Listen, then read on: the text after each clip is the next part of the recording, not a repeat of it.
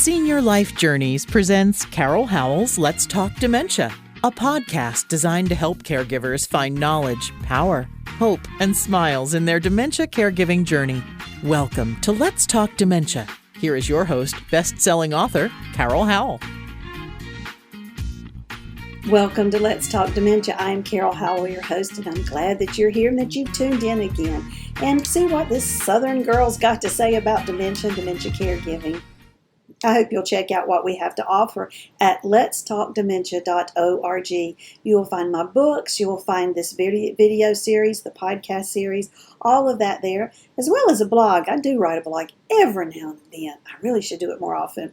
But there's also a link there where you can make a donation to our ministry if you're so inclined. We are getting near the end of 2019, and we've got to get those donations made, get them on your taxes and all that good stuff. But whatever your reason, we sure would appreciate you donating. We are hoping to raise enough money next year to hold 4 caregiver retreats and have the funding just to totally cover it, not have to worry about getting sponsors. How wonderful that would be. Maybe one of them needs to be in your part of the world, and you can write me about that or whatever else is on your mind. And my email is carol@letstalkdementia.org.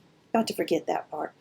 I just got through sampling some vegan slaw that I made from a red cabbage and orange peppers and ground it all up. I think I got a little piece of it still in my mouth here. And ground it up in my Vitamix. I tell you, if you put it in the Vitamix, it's up to just little or nothing. It just chops it up good. And made a vinegar and oil dressing. And then I toasted some pepita and sunflower seeds. And I toasted with it. Now, this is a little bit strange. I'm not entirely sure that it's vegan, but it's what I did. Some ramen noodles. You take the dry ramen noodles, break them up, throw them in with the seeds, and toast them a little bit. Sprinkle that on top of the coleslaw and call me and tell me it's not good. Oh my gosh, it's really good. Getting ready to have that because I eat healthy. I eat vegan as much as I can, with a few little exceptions here and there, but not many, because I'm trying to heal my gut. Because what's good for your gut, I'm tapping my gut down here, you can't see that, is good for my brain. If we get inflammation down in the microbiome and get it balanced out, it's good for the brain, it's good for the whole body. So consider a little bit of vegetables. We're going to have some cooked beans. They're called small red beans. That's what they're called in the package from Walmart that I'm fixing from dried form. And we're having rice and beans and coleslaw. I can hardly wait. It sounds so good. I chose that over going out to eat tonight. So, speaking of going out to eat, that's what I wanted to talk with you about. I had the wonderful opportunity this afternoon to speak to caregivers at a local law firm, Matar Law Firm, that I work with here in Florida, Mattaar. If you are in the Florida area and you need advice regarding protecting your assets, should you need care later on in your life or even just planning for the future, you need to give them a call. And they've got the best phone number in the world. It's area code 239-222-2222. Is that not wonderful? Tell them Carol sent you and that you need to find out how to protect your assets because you know that dementia caregiving is very expensive. And the prevalence of dementia is just crazy and it's just growing daily. And whether you wind up having dementia or you just need care for whatever reason, we need to be planning for that. And I am so proud to work with them and the services they offer. And I'm happy that they are helping my husband and I make plans for our future. Hadn't really planned on talking about that. Little commercial there from Matar Law Firm. I'll have to send them a bill for that.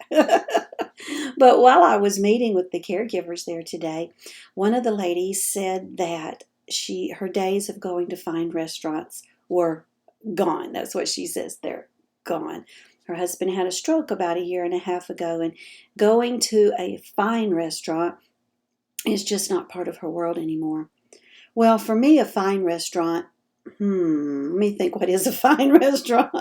I don't go to too many fine restaurants. I guess for me, the closest I would get to that is P.F. Chang's, which I do love going because I can eat vegan there, and they've got cloth napkins. That's my definition of a fine restaurant. I bet hers is better than that.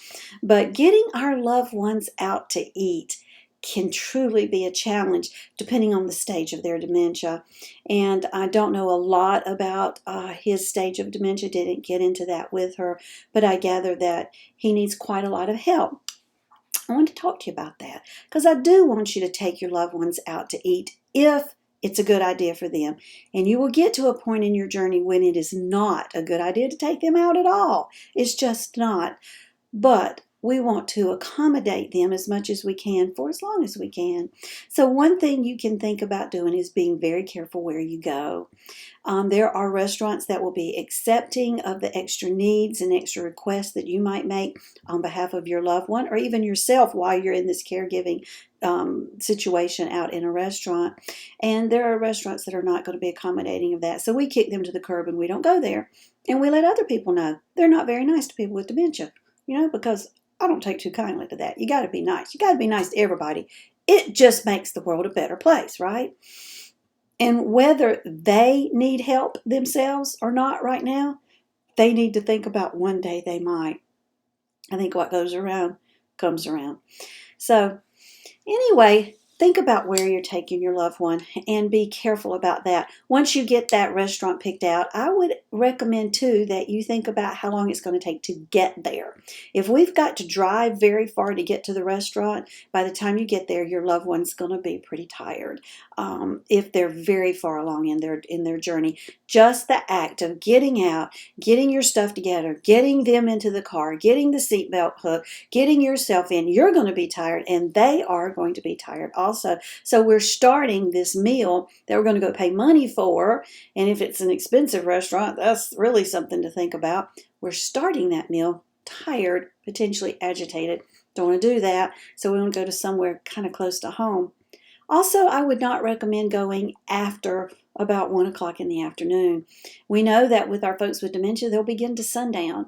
And even if their sundowning is very mild, it's still a more difficult time of the day. Sundowning can start as early as 2 o'clock in the afternoon, and the closer we get to the nighttime hours, the worse the sundowning is. So maybe going out to dinner is not in your future with your loved one. Maybe you need to hire someone to come sit with them so you can go to that restaurant. And by golly, you need to do that. Find a girlfriend to go with you. Now, unless you're a married male, don't find a girlfriend to go with you in that case. And don't say, that lady that teaches about dementia told me to go get a girlfriend and go out to eat. Don't do that. But get an appropriate friend to go out to eat with you. But going early in the day, even consider going for lunch at maybe 11 o'clock. That's early, I know. A lot of assisted livings will serve their lunch at 11 o'clock, and that's because so many of our folks do better at that time of day. We all do better in the morning. Did you know that? Because as I've told you, you've got that Roomba vacuum in your brain that when you go to sleep, it comes in and it removes toxins from your brain so that when you wake up, you're fresh and you're new. Your brain works better in the morning hours than it does in the evening hours. And that's especially true if we have dementia. So we want to get them out early, maybe even 11 o'clock lunch. Call ahead of time, tell them you're coming and this is what you've got going on and you're going to need a little extra assistance and can you seat us somewhere with a waitress or a waiter who knows in advance what we're dealing with. Tell them that you would like your loved one's food cut for them. Maybe they need the chicken cut or their steak cut. I don't eat meat, so but whatever. You need their sandwich cut into pieces. Whatever you might need. Could you go and make sure with the baked potato, could you mash it before you bring it out? Whatever your special requests are, most good restaurants are going to accommodate that. And of course, you're going to tip and thank them for having done it. But you're not going to get it if you don't ask. So let's ask for that. And then don't be embarrassed if your loved one makes a mess on themselves. I can tell you that when my grandmother went out to eat, my aunt carried with her a very pretty bib that velcroed back here, but it was decorative, it was pretty. And she put it on her when they went out to eat, and then she took it off and put it in her purse and went home. That's a thought for you. I also like the cards that people carry, little business cards that might say, this is my loved one, John. He has dementia. please be kind to him. And when the waitress or the waiter comes up, you just hand it to them. They read it, and they're made aware of the fact that they're working with someone who has some special needs. I think it's a great idea. Make sure that you have planned that menu in advance, that you know exactly what they're going to order. When they seat you and they bring you the menu, just hand the menu back and go, we already know what we want, but thank you. Let me just go ahead and tell you. I would say don't order the water or the tea and then order the meal later. Now that's pretty nice if you're out with a group and you can sit there and maybe have a glass of wine or something before your meal comes. In my case, it's water with lemon. I'm very adventurous. But with your loved one, they're going to start getting fidgety. So I would say when they seat you at the table, go, may we please go ahead and give you our order? I'll give you the menus. We would like to get our order in kind of quickly. After you've handed them that card and they realize what they're dealing with, what the situation is, they're not going to mind this, folks. And you go ahead and order for your loved one. We both would like whatever, or my beautiful wife or this handsome man I'm with would like to order blah, blah, blah, and you get that order in quickly. Ask them, can they very quickly bring you crackers or some bread or something that's going to keep the hands, the eyes, and the palate busy for a little bit. That will work good for your loved one. And it's going to work good for you too because you're keeping them happy. So think about those kinds of things. Be sure you take with you Depends. Stick one in your purse because you don't know if you're going to need it. And some wipes. Be prepared for that. And then also, of course, think about, is there medicine they need to take before they eat? And don't be ashamed for to take your loved one into the bathroom with you. Now, taking a male into the female bathroom, it's probably not going to be as big of a deal because each of the stalls are closed. They're individual stalls. Taking a female into a male bathroom where there are urinals, you might need to think about that. And so if you're a male and you need to take your female person you're caring for, your LO, into the bathroom, you might want to say to the employee, I need to take Mary Jane in here to the bathroom. Is there any way you could check and see if there's anybody in there?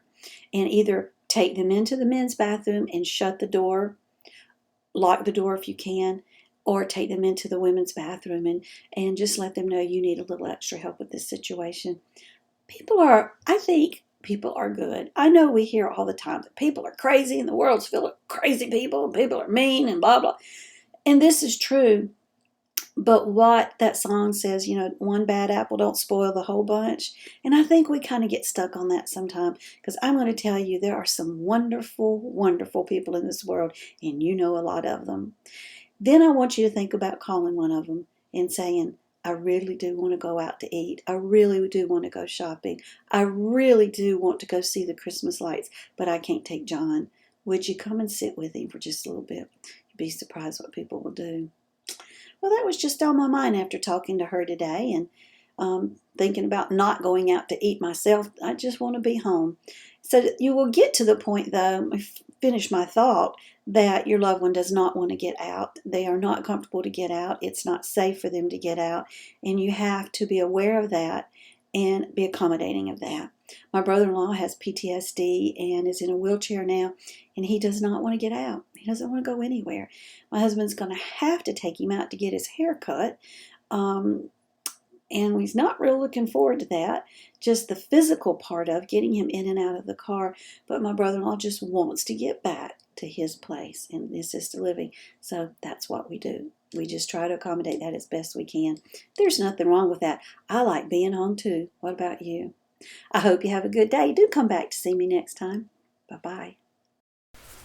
Let's Talk Dementia would like to thank our sponsors, National Association of Veterans and Families. You can reach them at 800-352-2919, on the internet at www.navf.org. They speak veterans so you don't have to, and you tell them Carol sent you when you call to inquire about benefits for the veteran, the spouse of the veteran, or both. Editor Beth. You can find Ms. Beth Crosby at editorbeth.com. She is amazing at looking at what you've written and making sure it represents you well. Find her at www.editorbeth.com. and HD Imports, located on Flint Street Extension in Rock Hill, South Carolina. That's York County.